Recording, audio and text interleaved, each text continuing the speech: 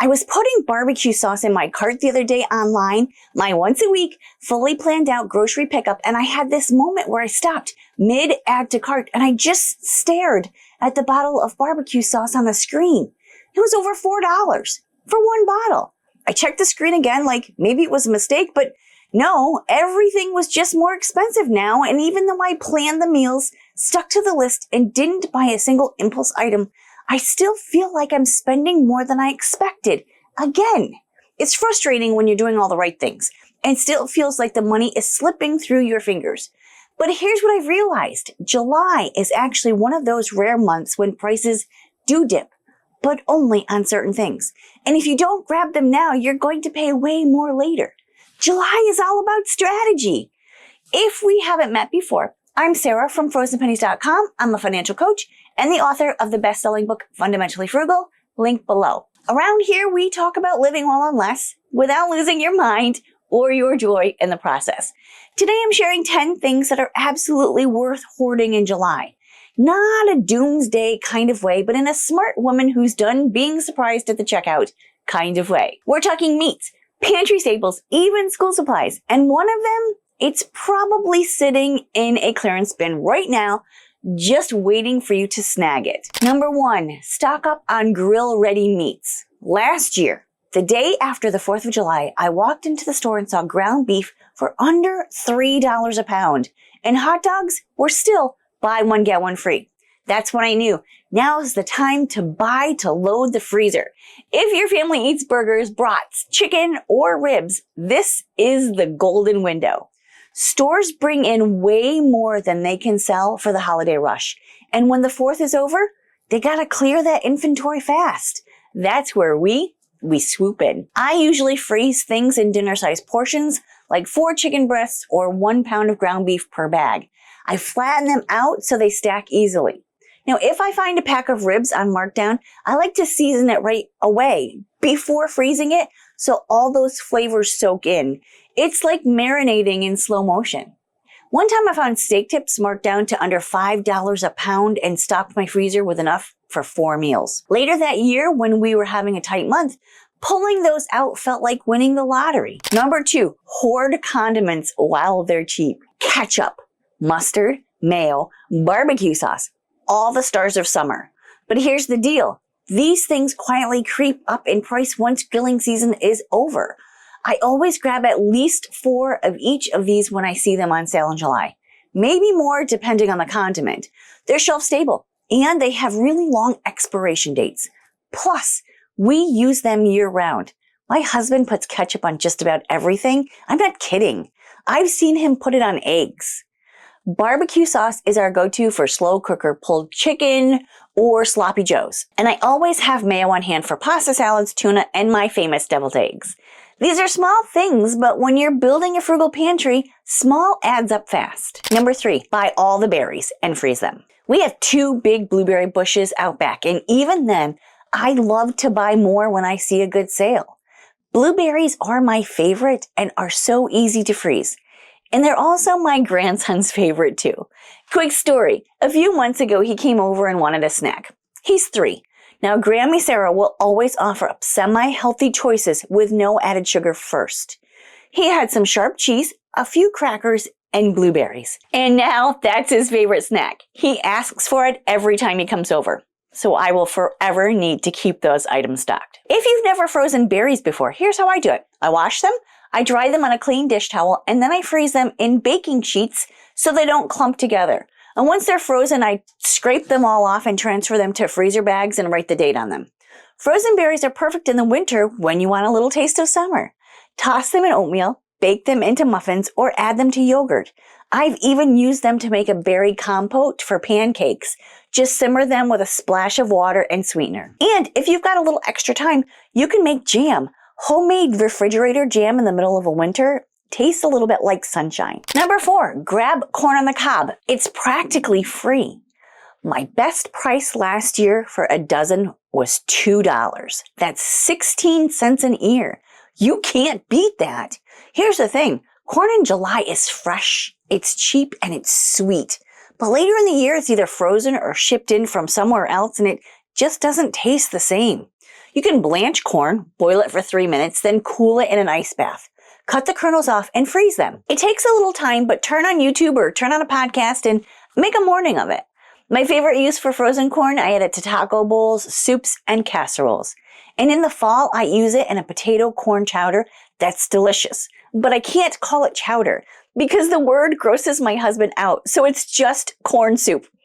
I just don't know. Number 5, Hoard ice cream while it's on sale. You know how we all have our treat thing. For my family, it's ice cream. In July, ice cream is practically begging you to buy it. National Ice Cream Month means sales everywhere. And yes, I fully take advantage. And by we, I really just mean my husband, are big fans of ice cream, and we have great freezer space, so we stock up on it when it's on sale. Now, we have a local award-winning New York State ice cream that's only sold in their convenience stores in our state, mostly way upstate. Let me know in the comments if you know the name. And it's really fantastic ice cream we're stocking up on when there's a sale.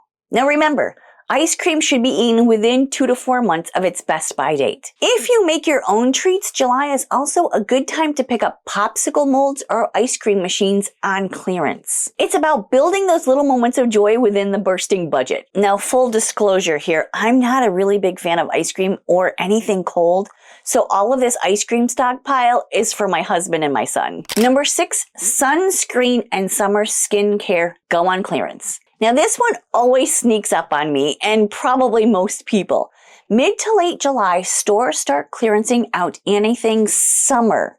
And that includes all the skincare stuff we need but forget to buy until it's full price again.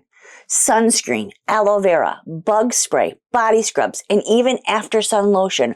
All of it starts dropping in price as stores make room for fall candles and Halloween decor.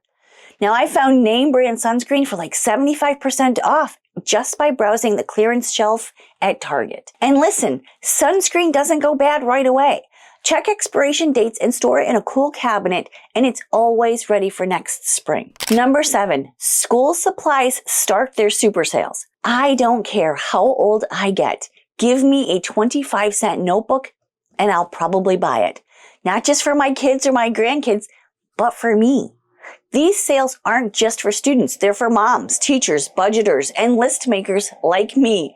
I use notebooks to track spending, meal planning, writing down ideas, and brain dump when it feels overwhelming. I buy folders, pens, and sticky notes because I know I'll use them.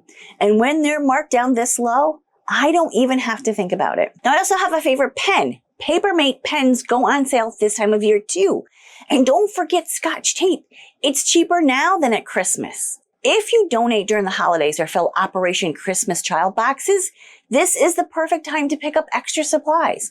$1 here or there makes a big difference to a family in need, and you got it on sale. Number 8, paper goods and party supplies go on clearance. After the 4th of July, stores practically give this stuff away. I wait until about July 5th or 6th, then head to the clearance section.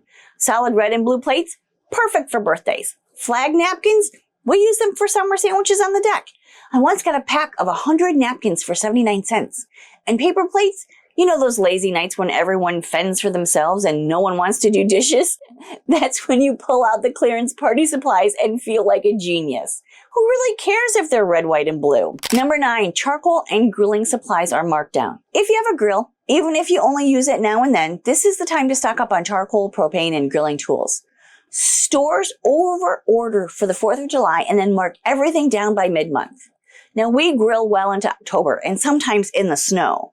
We've made burgers while wearing mittens. I also look for clearance grilling tools like skewers, grill baskets, or replacement tongs.